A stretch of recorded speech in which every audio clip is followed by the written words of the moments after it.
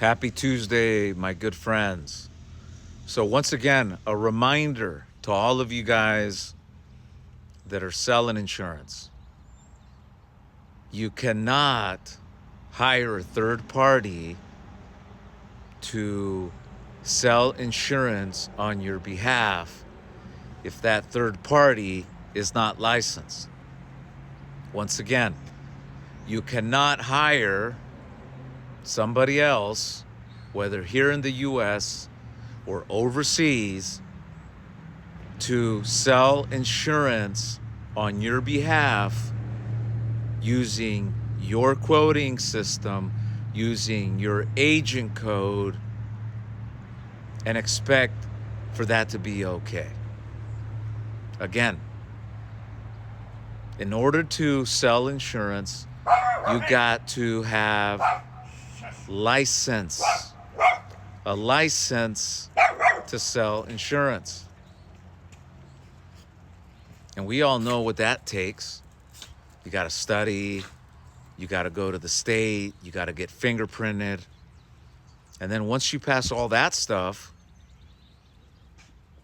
then you're able to go and start selling insurance. And for some of you guys, you're probably thinking to yourself, well, no duh, you got to be licensed. But you'd be amazed how many insurance agencies right now in America are using overseas call centers to sell insurance on their behalf. And I'm currently the plaintiff in one federal lawsuit, and I'm working on two filings where this is exactly what's happening. And again, a disclaimer, I'm the plaintiff of the federal lawsuit I'm going to share with you guys right now. And the information I'm going to share with you are evidence that are publicly recorded in the federal court. So what I'm going to share with you, it's public. The recordings I'm going to talk to you about are public, meaning they're filed with the courthouse. So in no way, shape, or form am I the judge, the sheriff, no. But I am going to share with you guys my personal experience and the evidence that's filed in the courthouse.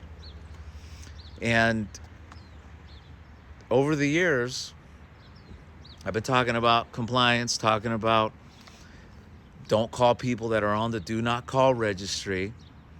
And in 2022, I decided I was going to start holding these companies accountable for blowing up my cell phone, my personal cell phone. A private cell phone number that's not used for business. It's not used for nothing other than to deal with my personal affairs, my kids, my family.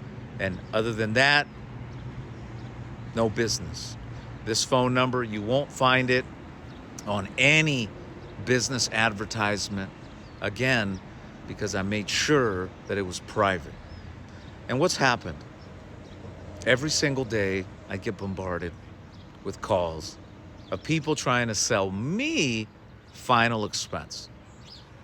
And eventually, you get tired of telling these people, stop calling me.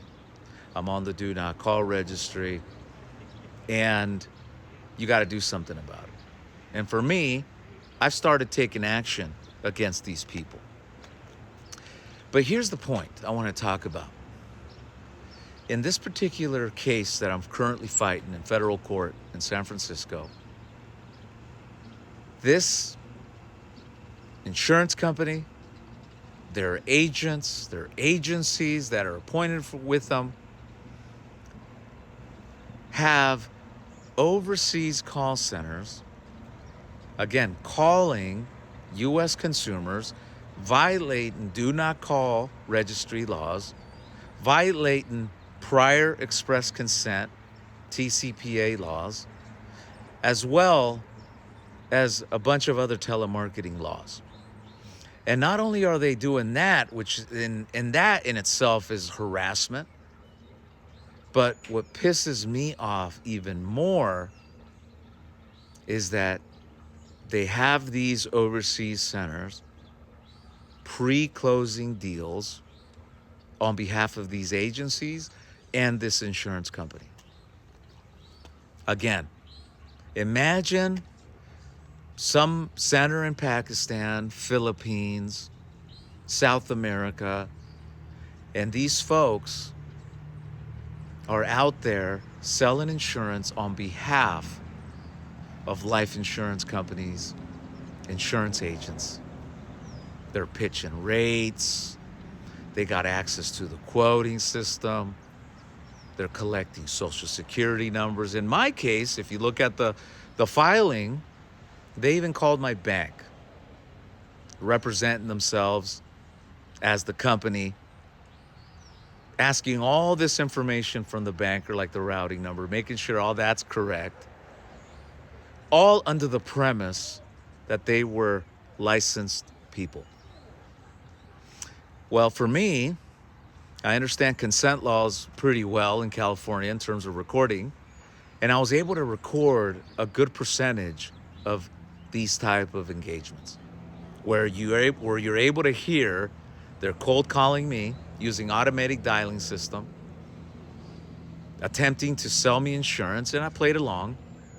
And then once they gather everything, banking, social, the amount of coverage, which carrier they're going to use, then at that point in time, they transfer it to the USA agent that's sitting here in their office. And now, hey, they're only getting people that have already gone through a presentation, already picked a policy. And all they got to do now is just submit it to the insurance carrier. Let that sink in. That's what they do now. No one will ever know, but I found out. I was able to gather this evidence. I was able to document every single call. And right now, we're getting close on one of these cases to go to trial. And I really am looking forward to that. In fact, I want that because I want the judge, the jury, for them to see and hear these recordings. Because one thing is a transcript, but when you listen to these recordings, it's going to piss you off just like it pissed me off. Isn't it true that as an insurance agent, we work very, very hard to generate business, drum up compliant leads, and to see other people, agents, using these shortcuts, which are very convenient, is not fair. One is harassing people on the do not call registry, and two, you're using people that do not have a license to sell insurance. And if you don't see nothing wrong with that, then you have a problem. Because there's one thing I've noticed, there is a lot of insurance agents that are buying these type of deals. They're engaging with centers overseas. They're giving them their agent code so they can get quotes, and they're sitting back thinking this is the greatest thing ever. Well, it's not. I know for a fact that the defendants in the case that I'm in right now have spent thousands of dollars fighting me. And I ain't going anywhere. Because my purpose is really to show just how many agents are doing this. Because again, this is hurting what? The ability for us to sell insurance. If you got people that are not allowed to be selling. So again, what type of leads are you working? Are you buying these type of leads? If you are, stay tuned. Peace.